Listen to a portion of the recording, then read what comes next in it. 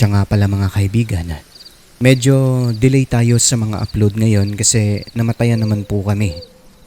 Salamat nga pala sa lahat ng patuloy na sumusuporta sa channel natin, lalo na sa mga hindi nag-i-skip ng ads. Malaking bagay na po yun lalo na sa sitwasyon namin ngayon. Sa mga hindi pa nakapag-subscribe, inaanyayahan ko po kayo na mag-subscribe na rin at suportahan din po yung ating channel.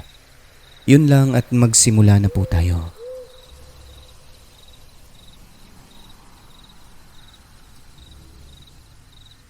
Isang mapagpalang araw sa inyo, Sir Alex. Ako po ulit si Elmer ng Mindanao na muling magbabahagi ng mga kwentong naaayon sa tunay na pangyayari. Karanasan ito ng aking pinsang babae na itago na lang natin sa pangalang Feb. Nakatira sila sa isang baryo na hindi pa masyadong matao nung time na yon. Bagaman may kalumaan, medyo malaki ang bahay na kanilang nabili, Sir Alex. Mayroong 3 kwarto, simentado at tahimik gawa ng kapag weekdays ay parating walang tao. Lahat silang magkakapatid noon ay nakabukod na kaya kalimitan ang naiiwan sa bahay ay ang nanay at tatay lang. Pero ayon sa kwento ng mga magulang ni Feb, Sir Alex, noong mga panahong isa pa lang daw ang anak nila, yung bahay na yun ay parang may presensya ng hindi nakikita. Paano kasi? May mga pagkakataon na bigla na lang nawawala ang mga gamit nila sa loob. Magugulat na lang, nandoon na sa mga sulok-sulok ng bahay. Nung nagkaanak na si Feb, Sir Alex, panganay na anak, minsan noong bumisita sila sa bahay ng mga magulang, takang-taka silang mag-asawa kasi yung anak po nila na mga 4 na taong gulang na nung time na yon, habang naglalaro sa loob ng kwarto na mag-isa, kwarto ng kanyang mga magulang, bigla na lang daw itong pumalahaw ng iyak na akala mo sinaktan pagkatapos ay tumakbo papunta sa sala ng bahay kung saan sila Feb at ang mga kapatid niya nagkukwentuhan, na akala mo hinabol ng kung anong hindi nakikita dahil habang tumatakbo raw ang bata, may nililingon daw ito sabay yakap sa tatay at nagtago sa likuran. Yung iyak nito, yun bang alam mong labis ang pagkasinda kasi nanginginig pa ang labi at katawan habang umiiyak. Nang tanungin nila kung ano ang nangyari, may tinuturo siya, sir, sa may pintuan ng kwarto na nakabukas pa ng bahagya. Pagkakalarawan pa nito, pangit daw na bata ang lumapit sa kanya habang naglalaro siya sa kwarto. Nanindig ang balahibo nila nun, Sir Alex, kasi nga dati nagkwento na ang nanay nila Feb na parang may presensya raw kung minsan ng kung anong mabigat sa pakiramdam sa kwarto ng bahay na yon. Tapos wala naman daw silang nakikita sa bahaging tinuturo ng bata. At nung lumapit ang asawa ng pinsan ko sa may pintuan ng kwarto na yon, sa di maipaliwanag na dahilan, bigla umanong nagsara ng kusa. Akala pa nga nila'y may tao sa loob na baka binibiro lang ang bata, kaso pagkabukas ay wala talagang tao. Dahil sa pangyayari, medyo natakot si Feb noon para sa anak kasi nga baka saktan daw ng kung anong nilalang na yon. At dahil doon, mas lalong napapaniwala sila sa kwento ng nanay na kung minsan may mabigat na presensya sa bahay nila. Matapos noon, Sir Alex, hindi na talaga pumapasok ng kwarto ang anak ni Feb noon. Parang nagka-trauma kasi dinala niya ang karanasan na yon ng mga ilang taon din. Kahit bata pa siya nang mangyari ito, talagang naaalala niya. Pasilip-silip na lang siya sa pinto pero ayaw na talagang pumasok sa loob. Fast forward tayo, Sir Alex. Makalipas ang mahabang panahon kung kailan matanda na ang tatay ni Feb. At siya nga pala, mas matanda ng 10 taon ang tatay niya kaysa sa nanay. Bago pumanaw ang tatay niya, Sir Alex, noong mga panahong bedridden na ito, minsan isang gabi, tinawag niya ang nanay ni Feb at sinabing paalisin daw yung batang nakatayo sa tabi niya, sa tabi ng higaan na naaagnas ang muka. Sa sinabi nito, mas lalong nakumbinse ang lahat na meron talagang presensya ng kung anong hindi nakikita, kaluluwa ba o multo, ng isang bata sa bahay na yon, partikular sa kwarto ng kanilang mga magulang.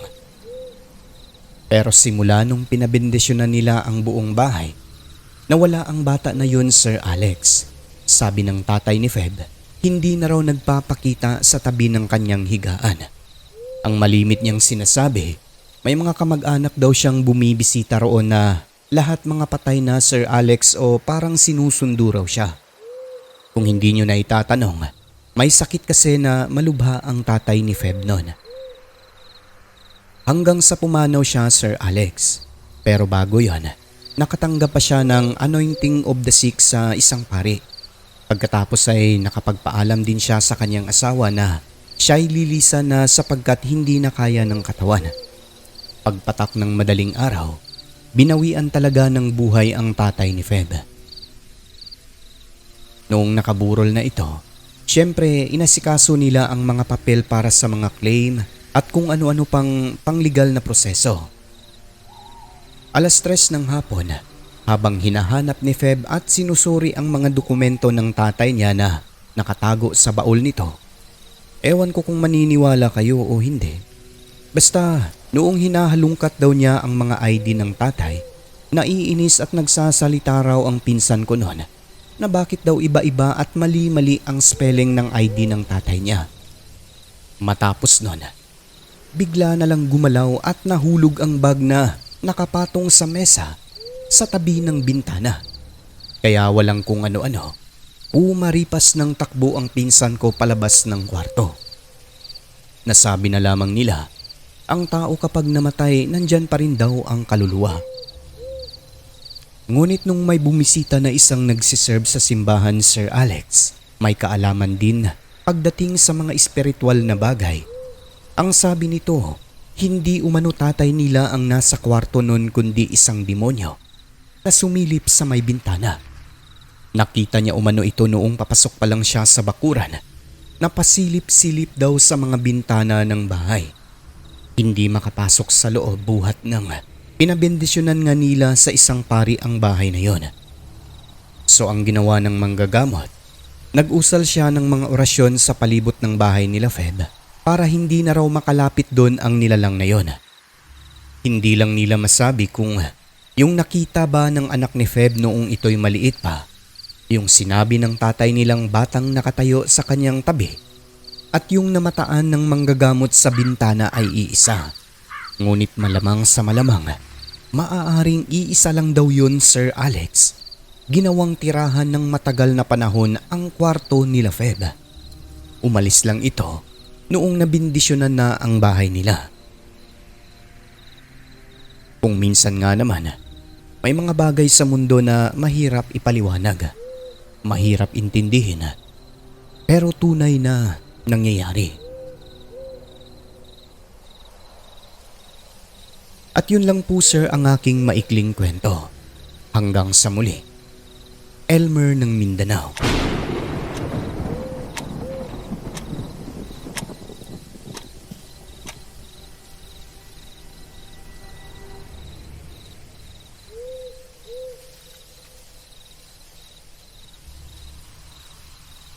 Magandang araw o gabi sa inyo, Sir Alex. Ako si Ben. Matagal na akong nakikinig sa programa mo. Nakarelate talaga ako kasi laking probinsya rin, kaya naman naisipan kong ibahagi rin sa inyo ang kwento ng aking tatay tungkol sa pakikipagpambuno niya sa nilalang na kung tawagin natin ay aswang. Naglalakad siya sa ilog nun, Sir Alex, para manguha ng mga lamang tubig na kung tawagin sa amin ay kasili. Inuulam nila sa bukid kapag panahon o season ng mga lamang tubig na ito. Meron ding mga piho at kung ano-ano pang mga lamang tubig. Maliwanag ang buwan ng gabi na yon. Habang nangangapa sa mga kabatuhan, maya-maya pa ay may nauulinigan siyang kaluskos sa ibabaw na bahagi ng ilog kung saan may mga puno ng kawayan. Ilang sandali nun, namataan niya ang isang figura ng asong nakaupo sa tabi ng puno. Nakaharap sa kanya, kulay itim, Sir Alex, hindi gumagalaw at nanatiling nakaupo lamang na nakatitig sa kanya. Kinabahan ang tatay ko, Sir Alex, kasi Sa lugar nila, hindi naman lingid sa kanilang kaalaman ang mga nilalang na kung tawagin ay aswang. Alam niyang hindi ordinaryong aso buhat ng nagbabaga ang mga mata nito, tapos yung ingay hindi umano katulad sa ordinaryong aso kundi parang taong hinihika. Ang ginawa niya, hinugot ang itak pagkatapos ay tinaboy ang aso sa pamamagitan ng pagwasiwas nito. Kumbaga, parang tinatakot niya Sir Alex. Ngunit hindi natinag, sa halip, bahagya pa itong dumapa na akala mo nagalit. So ang ginawa niya ay dumampot ng isang may kalakihang bato, pagkatapos ay binato ang aso. Parang tinamaan daw Sir Alex kasi narinig ng aking tatay na lumagutok ang bato na animoy tumama sa ulo. Matapos nun, nawala ang aso sa kinatatayuan nito. Subalit dahil kinutuban ang aking tatay ng hindi maganda, kaagad siyang umahon sa tubig Sir Alex kahit na wala pang nakukuha maski isang piyo. So noong naglalakad na siya, alerto ang tatay ko noon, palingon-lingon sa paligid sapagkat nararamdaman niyang parang may nakasunod sa kanya at parang may nakamasid. Bukod pa doon ay medyo may kalayuan pa ang bahay nila mula sa ilog. Nang ilang sandali noon, bigla na lang may umatake sa kanya sir mula sa gilid ng makipot na daan kung saan may mayayabong na talahiban. Kung alerto si tatay pagkukwento niya, mas alerto pa ang aswang. Pero buti na lang Sir Alex, pagka-atake sa kanya, yung lagayan ng itak ang nakagat ng nilalang. Kagad niya namang inundayan ng taga, kaso sa maniwala kayo o hindi pagkukwento ng aking ama, parang bato umano ang tinataga niya. Sa madaling salita, hindi tinatablan ng itak ang aswang na umatake sa kanya. Tumatalbog lang umano ito na akala mo bakal ang katawan ng nilalang. Yung tatay ko sir ay wala namang alam kung paano sumpain ang kakayahan ng aswang, pero lumaban talaga siya kahit na nanganganib na ang kanyang buhay. Walang tigil sa paghampas ng hawak nitong itak habang umaatras naman at tumatakbo. Imbis pa uwi Sir Alex, dumiretso siya sa bahay ng kapitbahay nilang si Mang Francisco kasi mas malapit ito kaysa sa bahay nila. Hanggang sa madapa ang tatay ko Sir Alex. Siguro ay swerte lang talaga buhat ng yung kinagat naman ng aswang ay yung binti niya kung saan may nakaharang na lagayan ng itak kaya ang nangyari, yun pa din ang nakagat ng aswang. Sa punto na yun Sir Alex, tinaga niya ito sa ulo kaya umatras ng bahagya. Nakatayo naman kagad ang aking itay noon at patuloy lang sa pagwasiwas ng hawak nitong itak. Doon lamang niya napagtanto Sir Alex, kapag natatamaan sa ulo ang nilalang, nasasaktan ito. Ngunit dahil agresibo, walang tigil na umaatake pa rin ito sa kanya. Si Papa naman, awa ng Diyos, ay nakakaiwas naman po siya sir sa bawat atake ng nilalang. So ayun na nga po, sigaw siya ng sigaw ng tulong habang tumatakbo. Nang mga sandaling yon, tingin niya ay mapapahamak na raw siya kasi nauubusan na ng lakas kakaiwas at kakataga sa aswang na sobrang liksirin kung kumilos. Hanggang sa maisipan niya sir na magsalita at sinabing kilala niya ang aswang na yon at bukas na bukas kapag hindi siya nadali, pupuntahan nila sa bahay nito. Matapos yon ay bigla na lang naglaho ang aswang na parang natakot daw sa sinabi ng aking papa. Ngunit ang totoo nun, wala siyang alam na may aswang sa lugar nila at hindi niya rin kilala ang nilalang na yon. Kaya laking pasalamat niya nang umobra ang kahuli-hulihang paraan na kanyang naisipan. Nakarating siya sa bahay nila Mang Francisco.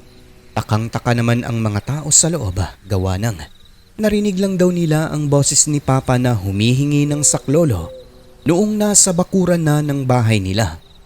Siguro ay may orasyon daw na ginamit ang aswang, kaya walang nakarinig habang nakikipagpambuno si Papa. Palaisipan sa kanila Sir Alex kung sino ang aswang na yun, pero hinala ni Mang Francisco, taga roon lang daw sa baryo nila, mga bagong salta sa lugar. Pagkakalarawan pa ng aking ama, tao ang kanyang nakainkwentro kasi nakasuot ito ng salawal na kulay brown. Mayroong mabalahibong katawan, mahaba ang tenga, nakaumbok ang bunganga, nagbabaga ang mga mata, tapos matutulis ang kuko sa kamay at paa. At habang nagkukwento Sir Alex, nanginginig daw talaga ang aking tatay noon. Saad pa nito, kung hindi lang daw siya maliksi at alerto nung time na yon, siguro nadali na raw siya ng aswang.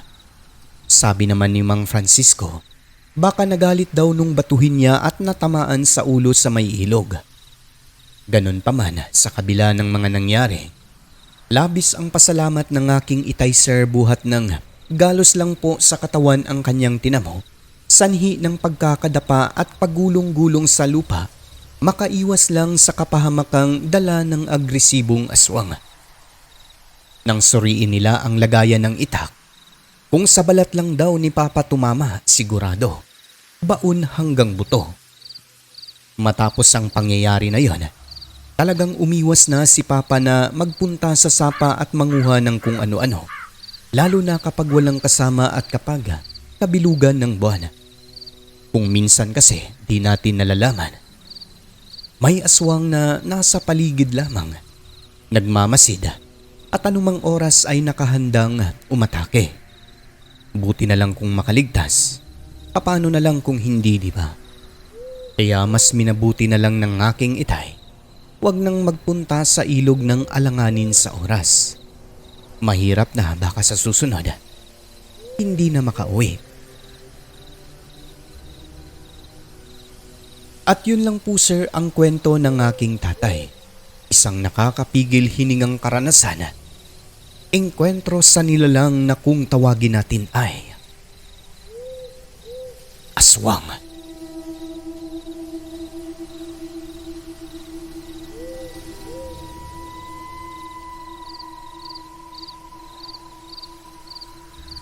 Lubos na gumagalang, Ben ng Kabisayaan.